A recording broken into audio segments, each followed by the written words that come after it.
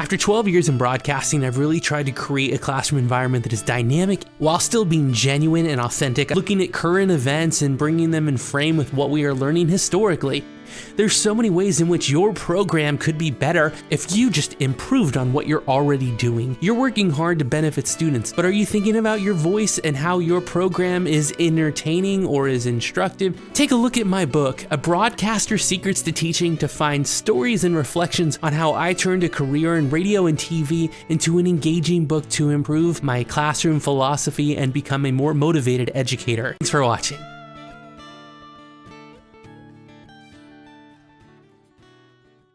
Welcome to Inspiring Teachers, a show bringing you classroom tips, motivation, and stories from successful educators. Join Tavis Beam and Danny Hauger as they explore the why of teaching.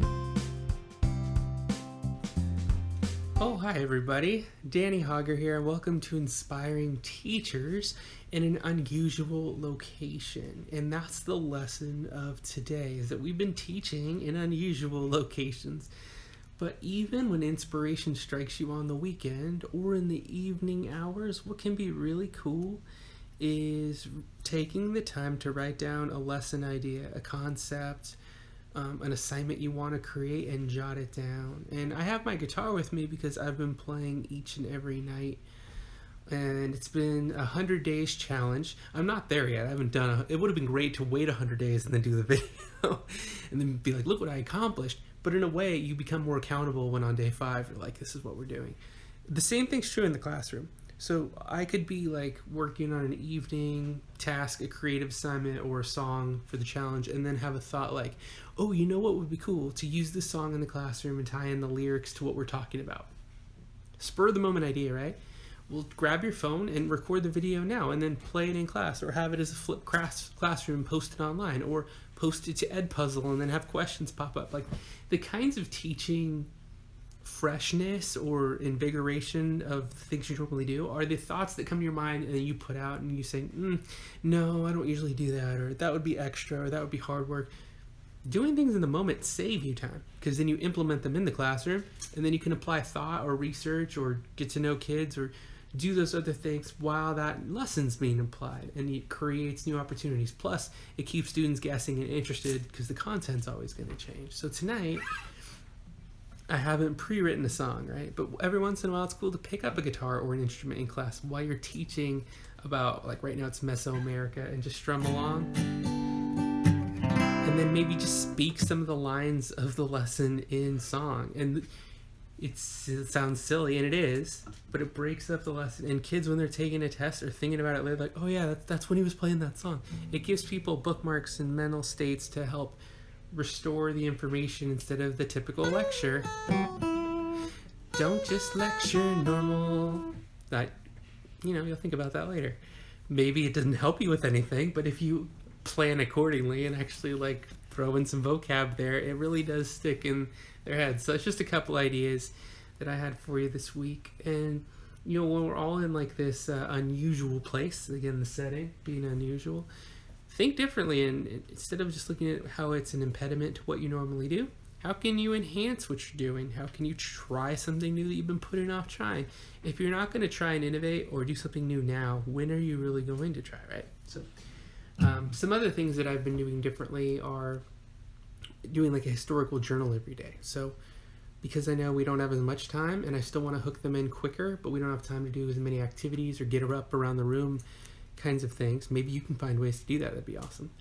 We do like a historical journal each day. So Friday was Jackie Robinson's date of his passing away, and we had all in high school heard the story and know his reputation, his legacy of breaking the color barrier in baseball. And I thought, like, it would be neat to look at him as a baseball player too. We looked up his statistics. What an amazing MVP, champion, stolen base king, home run hitter.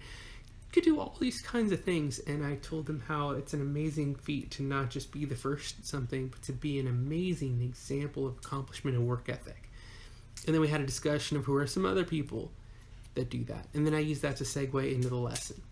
So there's many ways to do things differently right now. To be in a different place, to give a different voice, to sing a different song, and to try to make things interesting, because things can get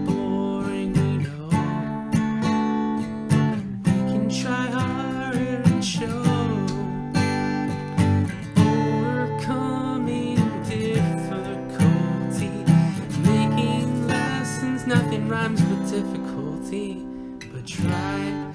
Yeah, there can't be anything other than like Nick Nolte that rhymes with difficulty. So no one's gonna come up with anything there. And then take the time to laugh at yourself. Like when stuff flops, tell them at least you're trying, and then they can see that they can try to do things too. And if it fails, we're in the same place that we were, unusual as it is. And I just hope that like little things like that can be inspiring, because it's when you're not trying to be. You know, this. I think the first day of school, I really try to be like, here's all the things I've done that I think are cool. And you know, that approach was good for some kids, but I think more of in the moment, in the practice, strumming it out and being there, experimenting along and saying, hey man, at least we can enjoy this time together. As a teacher, I think whatever grade level you got, that could be a really helpful thing. Okay, cool. Well, thank you so much, and thank you to AmpedUpLearning.com for continuing to inspire us by supporting our show. And they are a wonderful teacher-owned website that have tons of teacher resources to get you out of the sit and get rut and get you moving around the room, or get you really engaged in distance learning with thoughtful, variable approaches from teacher-created resources that have proven to be successful in the classroom. Use the promo code HaugerHistory10. Save yourself 10% off the order, and check out the Hauger History store while you're there too. That'd be great to support me. And you can also subscribe to this channel on YouTube or on Podbean. Thank you so much for the bandwidth, Podbean. We appreciate that. Appreciate you lending your support of our educational show to support teachers out there. And wherever you're at, stay strong. Very proud of you for staying with education through this difficult time. And if you're trying to go above and beyond, I know students will really appreciate it too. For Tavis Beam, I'm Danny Hauger. We'll see you on the next edition of Inspiring Teachers. See ya. I don't know why I did the Sammy Sosa thing. Never done that before. We'll never do it again. See you later. Bye, guys. Take it easy. Have a great week.